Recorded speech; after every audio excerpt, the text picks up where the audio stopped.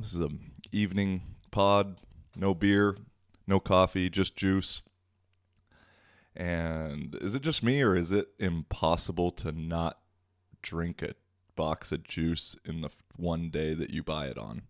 Actually, I think I made this one last 2 days, but that's a record. 2 days is the max for me. And I don't even fucking waste time with a cup. You live by yourself. What do I need a cup for? That's just an extra dish to have to do. So that's what I'm on today. Yo, yo, yo. Welcome to Living for a Living. Episode 114, I believe. Living for a living, baby. How you doing? How we doing? How we doing? I'd say I'm doing pretty well. I'm better than fine. I'm better than all right. Like I said last week, had that rock bottom Pokemon basement escapade. I killed it in yellow. Started a little bit on... I know I'm doing good because then I started on gold and I didn't even finish it. I still just got the emulator up and running. My Kadabra is at like level 43 though. That's pretty sick. But that's how I just know I'm doing better. But the sun is shining. I don't want to say it too loud, but I think summer is here in Finland. And the main reason you know that summer is here in Finland is because of the sounds. The sound of summer. Because it's hard to sleep in the summer in Finland. Not only because of the light, but also because at night you are kept up by the motorcycle boys wah, wah, wah, around the neighborhood at all hours of the night. And then you are woken up in the morning by the sound of construction starting at 7:30 a.m. And then not to mention the light that is always going on. I think people actually kill themselves more in the summer here than the winter because of those reasons. And then also, I guess if like you are truly depressed, like you want to be in darkness. And so then if it's always light and then you can't really sleep, that leads you to do some crazy shit, I think. But, dude, I got sunburn. I already said that. Dude, it just feels weird to see my skin outside. I haven't seen my skin outside in months. And last week, hit the town in a t-shirt and just like kept looking down at my skin like, damn, is that me?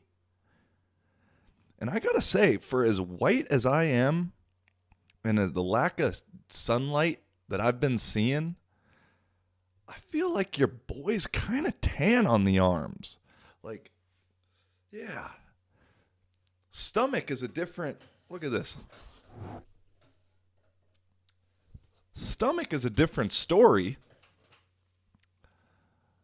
That's YouTube only content right there. Sorry for my Spotify listeners. Just did a forearm to stomach skin comparison there. So you got to check that out. It's early. You can see that one. Also, do me a favor. Subscribe, like. Please give me the rating on Spotify. All that stuff. It fucking helps, man. Anchor or Spotify numbers are like really starting to go up more and more. YouTube, same thing. Give me a share. Do the story thing, please. It's so little. Makes me feel fucking good. And then I get people that'll say like, oh, I found out about you through Coasty. Shout out Coasty. Although Coasty hasn't been talking to me lately, so maybe he's not listening. I don't know. But yeah, my fucking skin in the sunlight. I was like, am I on fucking acid right now? Is this how it really looks? I mean, it looks good, but I just hadn't seen it in a while. Dude, it just... Summer in Finland, man. It's a beautiful time. You just can feel people getting happier. You can hear laughter in public places. You see smiles. Still not at strangers, but you see smiles amongst closed groups. And the birds are singing all the fucking time, night and day. I was like, birds, in Finland, do they sleep ever? Like, how does that work? Because you'll hear just a chickadee or something toot, toot, toot, at 1 a.m., 11 p.m. I'm like, well, this guy's fucked up. And I wonder if like the other, because all the birds fly south, that's just something that no one ever talks about. That's fucking insane. Like the fact that birds just fly south somewhere hundreds or thousands of miles for X amount of months and then fly back and come exactly back to where they were born. I think that's how it works. Like, no one's talking about that. That's pretty fucking crazy, right? But I wonder if, like, the birds, they're probably all chilling in, like, Greece, or maybe they go to Portugal, somewhere. They're chilling somewhere where it's, like, tolerable during the winter. And I wonder if, like, when all the birds are together, they see those Finnish birds, and they're like, man, those fuckers are weird, bro. Like, Tony, you believe he's going up to Finland? It doesn't get dark up there. Yeah, when's he going to sleep? I think birds talk to each other, so, I mean, that's just a little peek into how my brain works. But no, man. Summer, summer, summer. And Kuopio, probably the greatest summer city in all of Finland. No competition. I gave Helsinki props last episode because I like Helsinki. It's a good vibe. It's city. It's still pretty small, but it's just got a feel to it. It has buildings taller than 6 stories, It feels good there. But and I have no problem admitting that I like it. But anybody then I talk to in Helsinki and I tell them, well, yeah, I live in Kuopio. Guaranteed response, oh, ugh, I'm sorry. That's terrible. Why? And then I go, well, have you been to Kuopio? Oh, no, never. I've never been outside of Helsinki. Oh, well, so how do you know it sucks? Like, what's that judgment come from? Because on the flip side, almost every Finnish person that I talk to that has been to multiple cities around the country, I gotta say, a lot of them tell me that Kuopio is in their top 3, and a lot say favorite. And as I said, it's easily the best summer city in Finland. I know every city claims to be a summer city, and they all say they're the best. But Kuopio is the best. I just I love the superiority complex of Helsinki residents. It's like, yeah, no. It's like the people there are so much more simple, and the blah, it's blah blah blah. It's like, well, I'll let you in on a secret. I don't notice any difference between Finnish people from Kuopio to Helsinki at all. People to me, all kind of the same. So, I know that'll just piss some Helsinki people off, and probably some Kuopio people off too, and that's what I'm here for. That's really make you laugh, make you mad. It is what it is, and seems to be what I'm doing here in Finland. That's pretty fun. Also throwing some touchdowns, that's a lot of fun too. But I had I didn't get punched in the face this last week. It was a bye week, so I don't have an update on the game or anything like that. Although there was all the other teams played this past weekend, and I'm not going to comment on it because I don't want to give anybody any bulletin board material. But I guess, I don't know, was expecting more. I'll say that, and that's all I'll say. But went out on, I don't know what day I went out last week, probably a Wednesday. That's my day. And I had like kind of, I don't know how to explain it. It was kind of cool kind of weird. It made me look cool, I think. Is at one point in the night, I get to the bar. Sorry, this story's going all over the place. First, I show up to the bar, and I don't know if it's just coincidence or if these people go out every single fucking night. But after a certain point in a small town like Kuopio, you kind of start seeing similar faces. But there are some people that I see out every single time, and it doesn't matter if I'm on a Sunday, a Wednesday, a Friday, a Thursday, a Saturday. It doesn't matter. They're out. And so I don't think it's coincidence. I think they're just like, more power to you. But anyway, I get out and I see this one girl there I'd never seen before. Kind of little Latina looking, tan skin, dark hair. You know, I like the Latinos, brother. And I'm like, oh, okay. I'm like kind of plotting. All right, how? Let me figure out a way maybe to say what's up. At one point, I can see that her and her friend like turn around, look back, and notice me. And like, as I've said, like I notice now people noticing me or recognizing me, and it's weird. Actually, I was smoking a cigarette on the street today. Guy drove by in his car, did like a double take at me, and then was looking over his shoulder as he drove by. And I was like, oh, what up, bro? But anyway, I see them noticing. I'm like, okay, I got a shot. I'm in there. You know, we're going to use the TikTok fame to my advantage.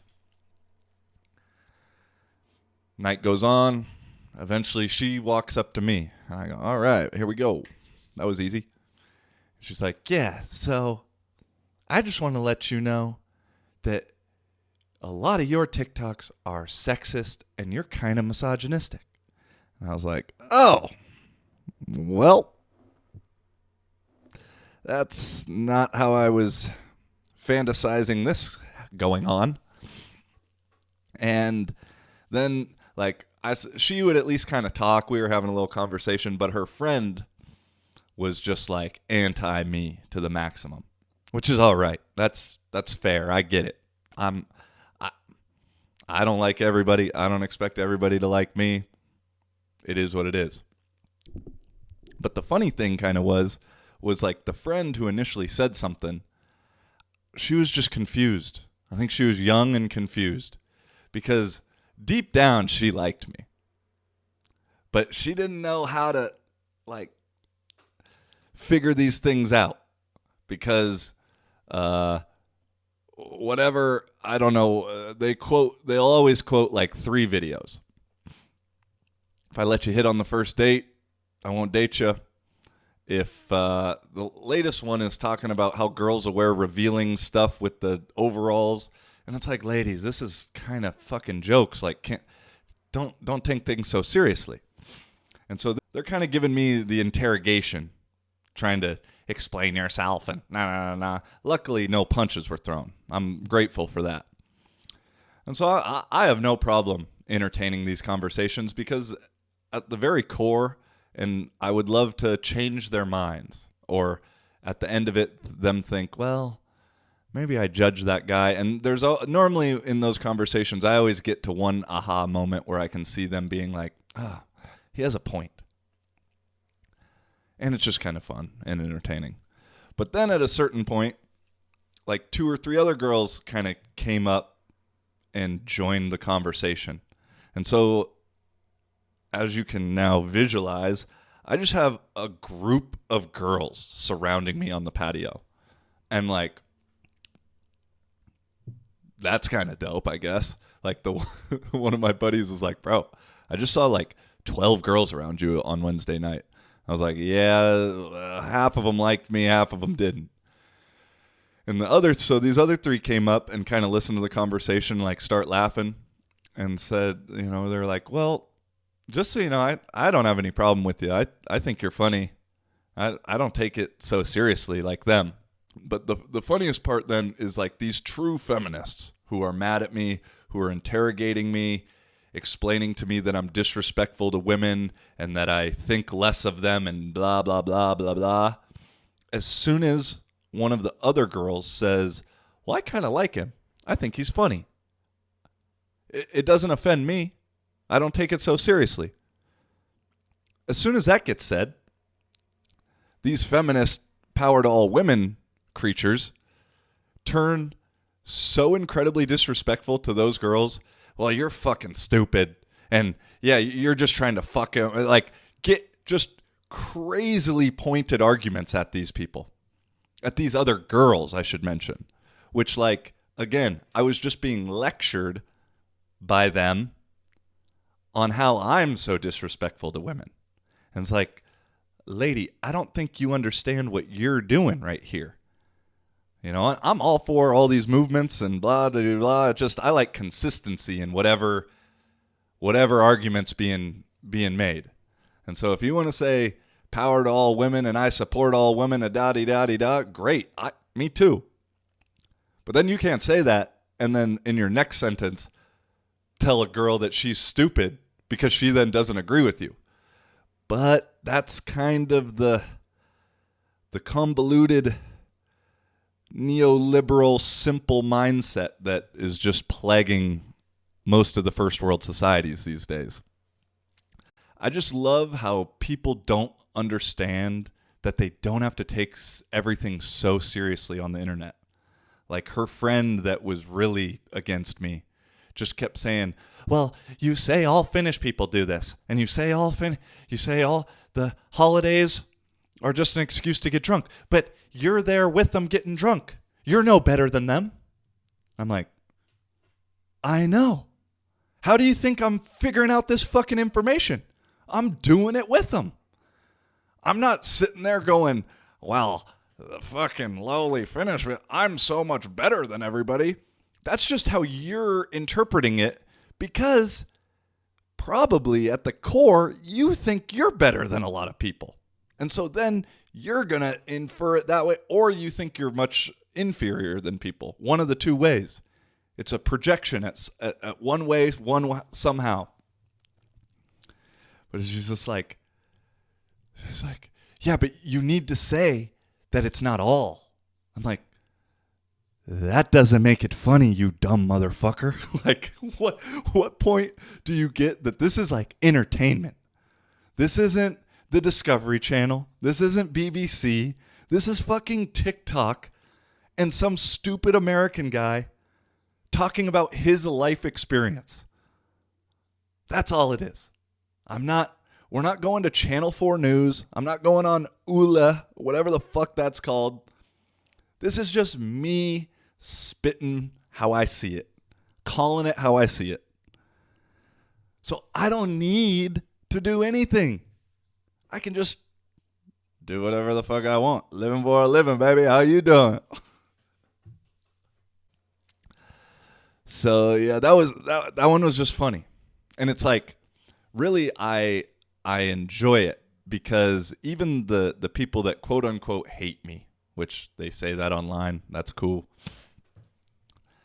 I'll take it because at the end of the day, hate and love are much, much closer to each other than other emotions.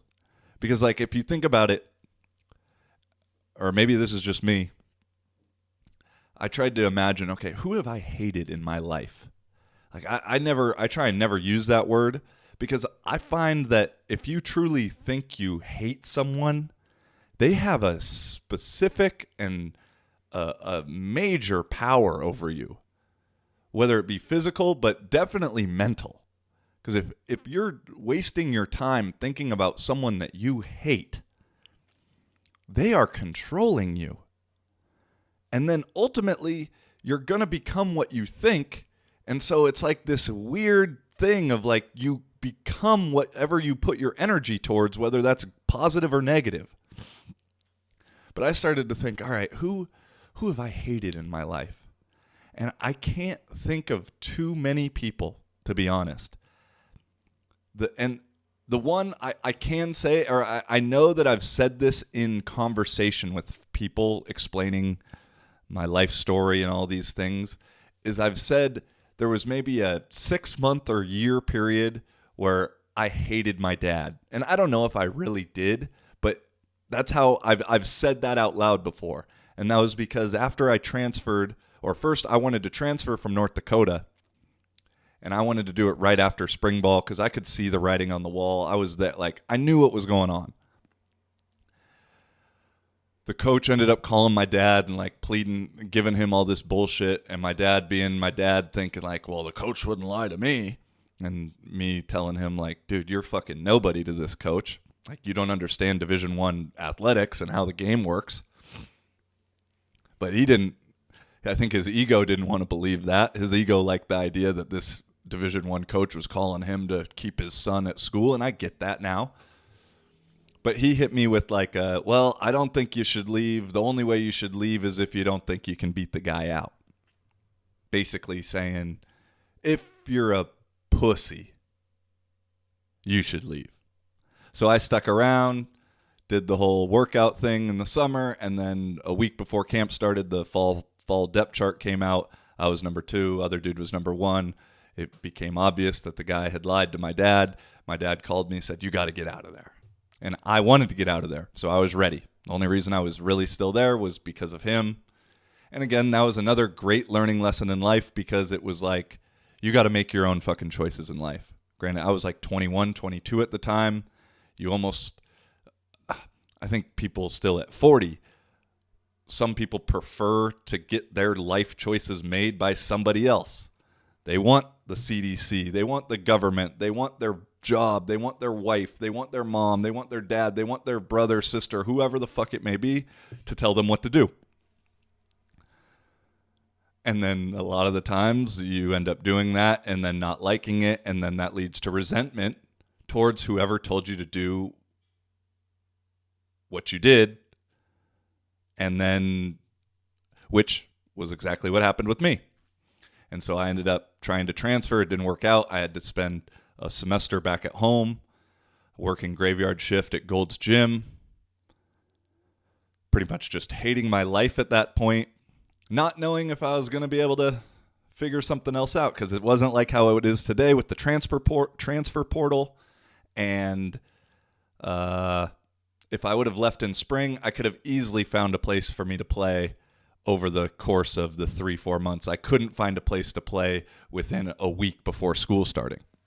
So that whole long story was just to explain why at the time I said I hated my dad. I don't hate my dad anymore. I love him very much. Super grateful for him. All learning experience type thing. But I was thinking, okay, if that's the one person that I've said I've hated,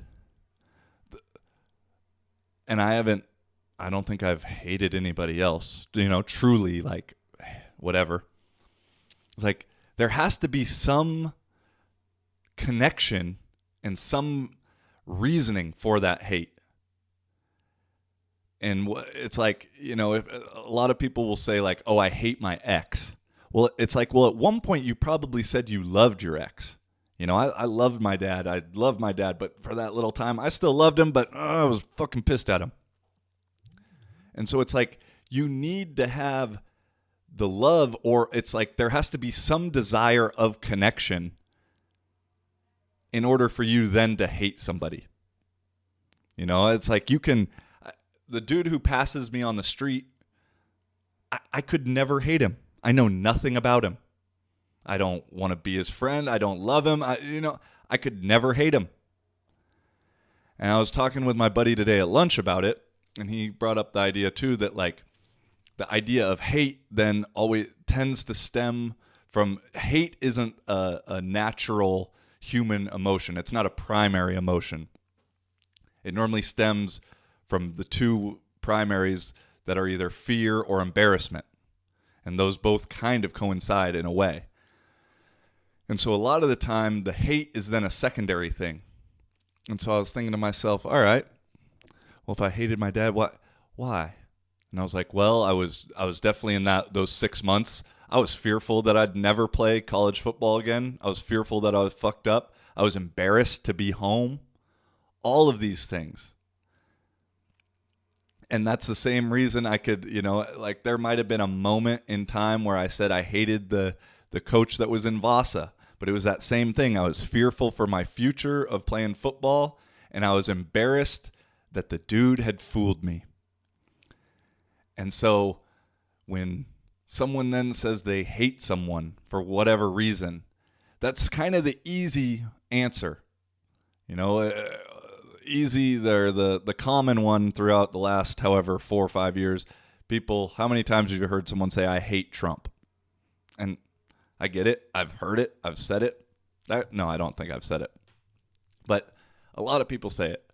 Because by saying that, then, it ends the discussion. That's the closing sentence that gets said up front.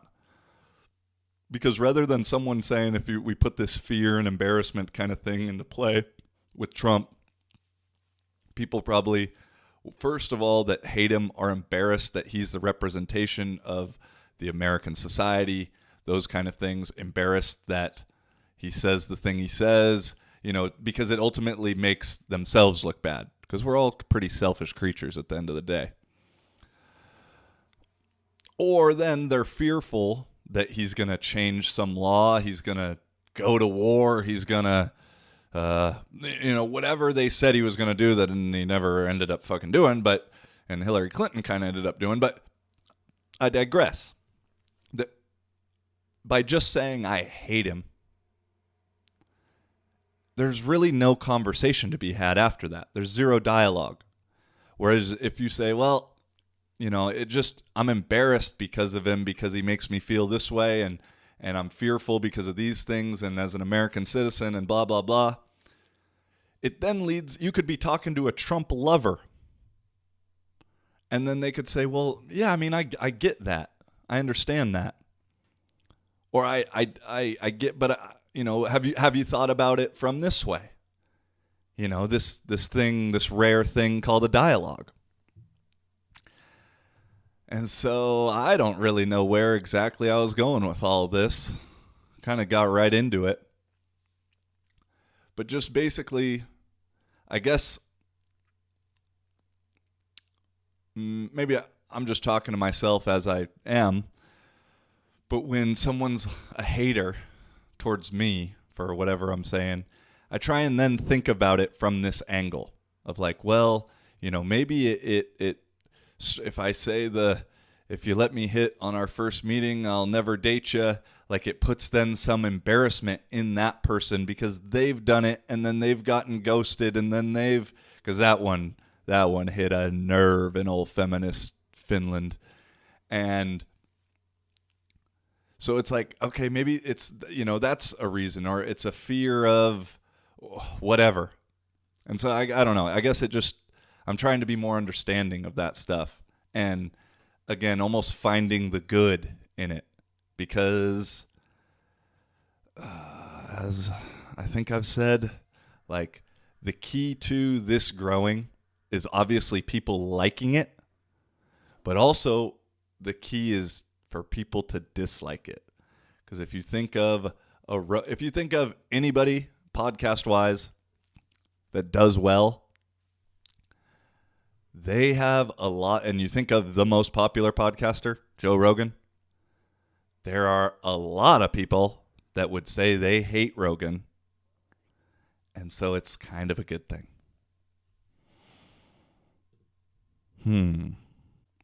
Where do I go from here? I will say that even though the motorcycles are a little bit annoying at times, I gotta admit I am kind of envious of Finnish teenagers. Because although you guys can't get your driver's license until 18, you got the little scooter motorcycle gang thing going on starting at 15 or whatever. And you just see a little crew riding around and that just being part of the culture. And it seems dope. I got to say, like, I can just only imagine me and my homies, 16 years old. Granted, we are kind of doing the same thing in cars, mobbing around, but with the motorcycle you get to make noise, you get to be seen. That's kind of what you want to be as a teenager. But the only negative thing then, you can't hotbox a motorcycle. And while that got me in trouble when I was 16, boy, that was a lot of fun. Also, you can't have a dope stereo in the motorcycle. Yeah, my first car was an Audi A4, 98 Audi A4, charcoal gray. I had just gotten caught smoking weed by my parents. I think that was the first time they caught me. And I was like semi-grounded or whatever. But then we had found a really good deal on this Audi. And I had saved up a lot of money from like the past 2 or 3 years summers lawn mowing. And so my dad had a deal like I'll pay for half, you pay for half kind of thing. So I found something that like worked out. So I got that Audi like amidst me being grounded for smoking weed. And the best line ever that I'll always remember was I was like showing my homie Joe Paxton, and Joe's dad was like kind of a cool, like an understanding dad. And he knew that I'd gotten caught for smoking. And he was like, well, shit, Joey, you should have got caught with cocaine. You might have got a Hummer.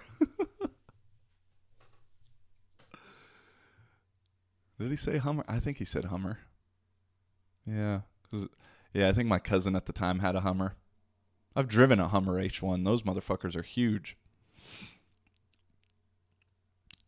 But no, the motorcycle gangs, they're cool. Maybe having a car is better, though. You can fuck in a car. Tough to. Motorcycles, I guess you can go out into the woods a little easier. But, yeah. It just kind of, I guess it would have been cool to have a car and a motorcycle as a 16-year-old. Man, forgot about this one. This weekend was also the opening weekend for the Women's League here in Finland. And while women's football is probably not too high on my spectator list, to be honest, I was thinking about something where, like, you know, going under center. If those that don't know football, like going under center, meaning getting the snap directly from the center, not being in shotgun, is one of the gayest, if not the gayest thing you can do in sports. Like and I'm a quarterback, so like while I guess I'm the top in the situation, center could be considered gayer than me in that regard. Because, I mean, like, I've probably in my life touched 1, 2, 3, 4, 5, at least 10 guys' balls and gooches with my own hand. The back of my hand, to be clear, like right here. And I'm proud of it. You know? I'm comfortable with my sexuality. I'm proud of that amount. That's a pretty good number. But I was kind of thinking as I was watching the women's football, because like guys, I mean, I guess if you're going to be a gay guy playing football, like you couldn't be center, because that would be a little too fun, you know? I mean, maybe girls, it's kind of the same. I don't know. But I'm thinking also, okay, that same area, then for like, you don't see a ton of under center girls. Because, like, that same pressure point, I'm just thinking of, like, how shit goes on in the bedroom sometimes, certain positions, certain, you know what I mean? Like, whether they're gay or not, like, that's where a crucial button to the remote is, if you feel what I'm saying. And so I was like, I wonder, do they go under center? Because I think I always see shotgun. Maybe they are. I don't know. But that's like the hardest thing when you're teaching a new quarterback, especially like someone who doesn't really understand. Like if you've never played football, even if you've played football, like the quarterback center under exchange is something you just got to be comfortable with. Because I can remember coaching like youth teams, and the quarterback always trying like just like the butt is here, hand just an inch under it, you know, or like just barely, just barely caressing it. And that's almost gayer if you think about it. And I'd be like, nah, bro, you got to get in there. He's got to feel you. He's got to know where to snap the ball. If you're just back there fucking pussyfooting it, it ain't going to work out. You're going to fumble a lot of snaps. And then on top of that, the silent count from under center for quarterback sneaks, you used to just like you're already got some pressure there. You're just putting even extra pressure up there. And so I guess they ain't doing much QB sneaking in women's football. I haven't ever seen that play. Definitely not on silent count.